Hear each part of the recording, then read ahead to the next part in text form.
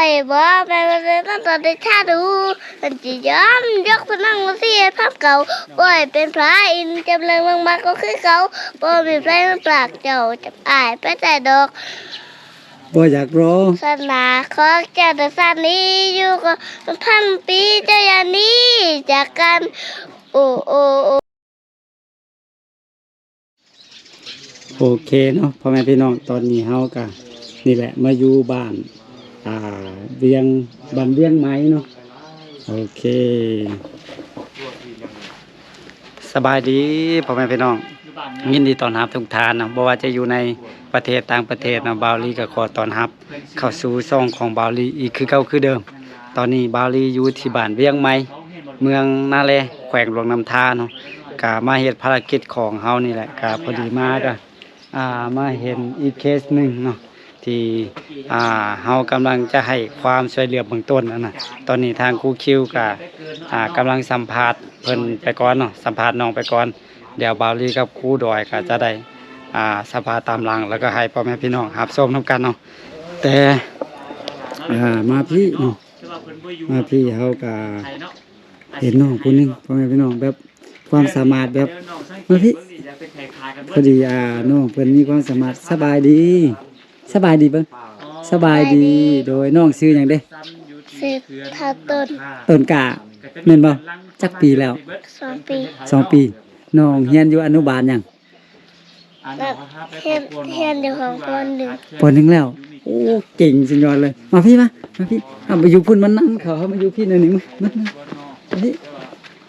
ป้าน้องต้นกะเด้ออยากก็เจ็บอยู่กงน้ำเรียนฮะอยากก็เจ็บอียาก็เจ็บอียาหลานเป็นหยังเด้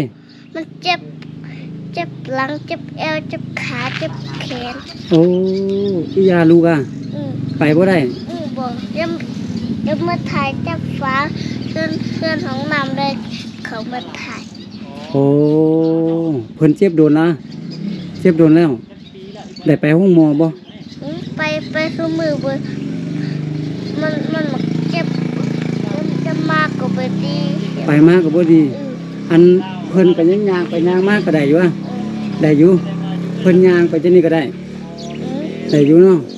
โอ้เพิ่นอยู่ในเฮือนนี่อันนี้เป็นเฮือนหลานอันนี้เป็นเฮือนเพิ่นว่าอียาเพิ่นเจ็บแล้วก็อยู่ในเฮือนนี่เจ็บจักเดือนแล้วเด้หลานก็ฮู้2 เดือนโอ้2 เดือนน่ะพ่อแม่หลานไปไสเด้แม่เมื่อเก็บหมักน้ำมันได้พอเมื่อมาจ้างไปจ้างอยู่ไสเด้ไปเขียวไห้แม่วัดเตไปเคลียร์ให้แล้วอีแม่หันไปเก็บหมากน้ำมันอยู่ไห้พุ่นอ๋อไก่บ่ไก่อันหลานมีอ้ายมีจักคนเด้มีเอื้อยกับอ้ายเอื้อยคนนึงอ้ายคนนึงมีน้องบ่มีน้องหลานก็มีน้องคนนึงมีคนนึงผู้หญิงผู้ชายผู้หญิงชื่อหยังชื่อสุมีไสโอ้ชื่อม่วนเนาะแล้วอ้ายของลูกดูชื่อหยังชื่อท้าวสุมีไสท้าวสุมีไสเอาคือกันซั่นก็ปนกัน แล้วเอื้อยได้ชื่อหยังชื่ออีสม เขาเรียนหมดทุกคนยังแต่น้องบ่เข้าเนาะยังแต่อ้ายได้บ่เข้าอ้ายออกแล้วออกแล้วเรียนฮอดป.หยังม.หยังซั่นน่ะออกม.9ป้าเด้อสุดยอดเลย มื้อนี้หลานจะมาโชว์ความสามารถพิเศษให้อ้ายเบิ่งเนาะเฮ็ดหยังร้องเพลงกับร้องเพลงนึงเนาะทดลองเนาะเดี๋ยวถ้าร้องจบเพลงแล้วอ้ายสิมีเงินให้ลูกเป็นเงินรางวัลเนาะโอเคเริ่มสตาร์ทมาบาทนี้ก่อนเริ่มต้องเฮาเดี๋ยวเราต้องพามกับคนมานั่งวัดตีด้วยเมตตาสังทานบารมีลูกพนังนี้ให้ปากความขอ ฝ่าดังน้ำสวรรค์ทานสถานยิ่งทุกอย่างแต่ว่าสิ้นไปเน้นนิทานนาทอนไว้ให้ใจบ่ได้เด้อเอาหันนิสกันนอนสังเฮาจำเริญพามเก่ากับคมนักมาตีนด้วยเมตตาสงสารบ้านแล้วมีนุกพนังนี่ให้ตามความขอฝ่าดังน้ำสวรรค์ทางสถานยิ่งทุกอย่างแต่ว่าจะสิ้นไปเน้นนิทานมาทอนไว้ให้ใจบ่ได้เด้อ เอ้ยค่อยบ่แม่น เคยบอกแม่ว่าจะต้องตอนได้ชาดูมันจะย้อมยกพนังมาเสียภาพเก่าบ่อยเป็นพระอินทร์จำเริญมากๆก็คือเขาบ่มีไฟมันปรากเจ้าจับอายไปแต่ดอก บ่อยากรอ ศาสนาของเจ้าแต่ศาสนี้อยู่ก็พันปีเจ้าอย่างนี้จากกันโอ้โอ้โอ้โอ้โอ้โอ้โอ้โอ้โอ้โอ้โอ้โอ้โอ้โอ้ โอ้ยบัดนี้ ใจหักนางยังคงมัน แต่ซ้ำนี้โอ้เก่งสุดยอดเลยแต่สุดยอดได้เพลงหยังอีก เพลงสงยังแบด โอ้ลองเบิ่ง ส่งยังแบด เฮ้ย สักยังบอยเธอไม่อิ่มกับผู้ชายแบกบอยส่งยังแบกบอยแบกบอยส่งยังแบกสักยังบอยเธอไม่รักมันคุ้มคอย เอ้ยโอ้เก่งสุดยอดเลยอันน่ะมีความฝันบ่ตนกะ ดี นี่ใหญ่มาจากเป็นหยัง จังจังเตะบัน อยากเตะบอลบ่อยากเป็นนักร้องอ่ะ เป็น บ่เป็น แต่ว่ามักร้องเพลงเนาะอยากเป็นนักเตะโอ้คักแต่ละมือไปโรงเรียนก็ได้ไปเตะบอลนะ อืม ได้ไป แล้วเตะเถื่อเดียวได้ เตะเดียวได้ แต่ว่าห้องเพลงนี่ห้องทุกมื้อเนาะห้องอยู่เฮือนนี่ห้องให้พ่อแม่ฟังได้พ่อแม่ว่าจะได้ม่วนนะ ว่าเนาะ ม่วนเนาะโอ้ม่วนอ้ายก็ม่วนมื้อนี้เฮามาเห็นน้องต้นกล้าพ่อแม่พี่น้องโชว์ความสามารถพิเศษน้องน่าฮักเนาะก็เลยว่าเก็บภาพบรรยากาศให้ชมนํกัน เอาบ่เงินไปซื้อขนม เอา เอาจักพัน เอา200,000 ป้า ตัวสุดยอด ห้องเพลงติมเพลงหนึงอยากได้200,000น่ะ เอาเพลงยา น้องได้เพลงหยัง เพลง เพลงอันนั้นได้บ่เพลงอันน่ะอ่าเพลงหยังเพลงไหมไทยอะนะ จะด่า จะได้ บ่ได้ห้องมันเพลงไหมไทย บ่ได้ห้องอ่ะลูกก็ฮู้เพลงไหมไทยซั่นน่ะก็ฮู้จักไหมไทยอ่ะ โอ้โห บ่ฮู้ได้เพลงหยังซั่นน่ะ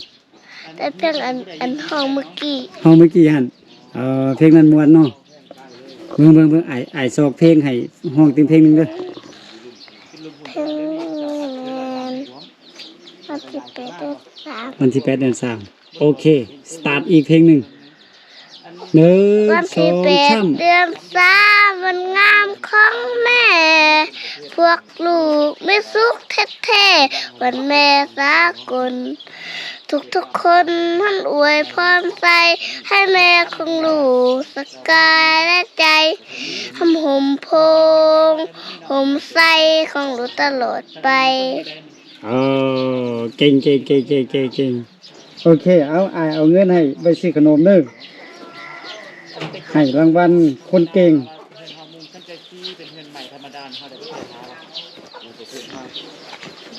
เอาหน่อยคือเด็กน้อยเนาะเอ้ย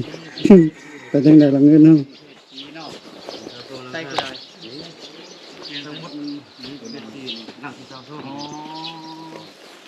อันนี้ไปหยัง ไปสาว ฮะ ไปสาว บ่แม่น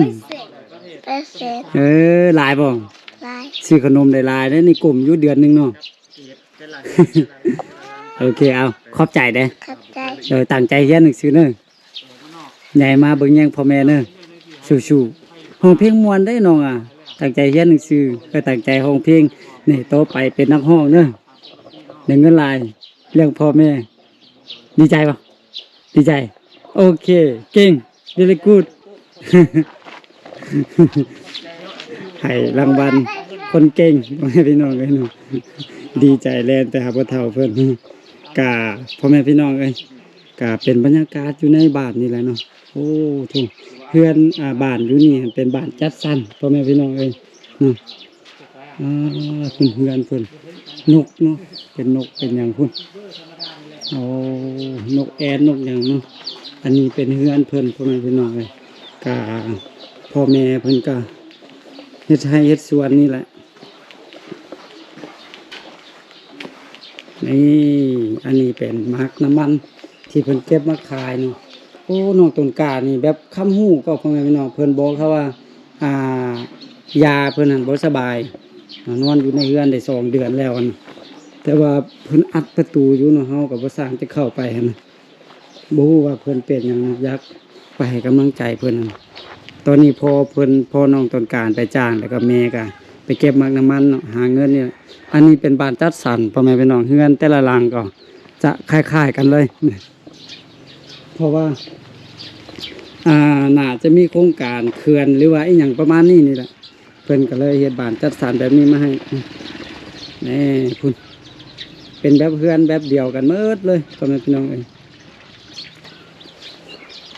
บ่อนนี้ก็บ่อนใส่น้ำใส่ในเนาะบ้านเป็นสไตล์เดียวกัน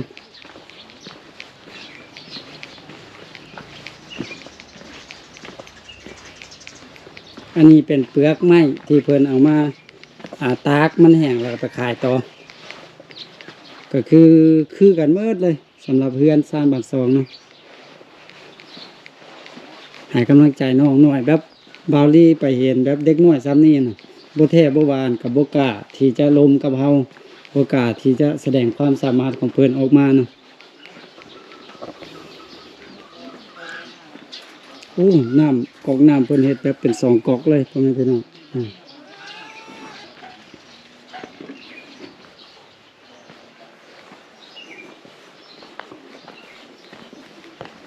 ตอนนี้ทางครูคิวยังสัมภาษณ์เพิ่นอยู่เนาะน้องพิการเดี๋ยวบาลีก็จะได้ไปเข้าไปให้กำลังใจเพิ่นคือเก่าเนาะกะโอเคพ่อแม่พี่น้องสำหรับคลิปนี้บาลีก็เอามาฝากมาตอนพ่อแม่พี่น้องเนาะได้รับชมน้ำกันก็คือเป็นความสามารถของเด็กน้อยเนาะน้อยที่สุดที่เฮาจะเห็นแบบคนที่กะปากกะเว้ากับเฮาน่ะแบบเด็กน้อยที่จะแสดงความสามารถออกมาแบบนี้นะกะ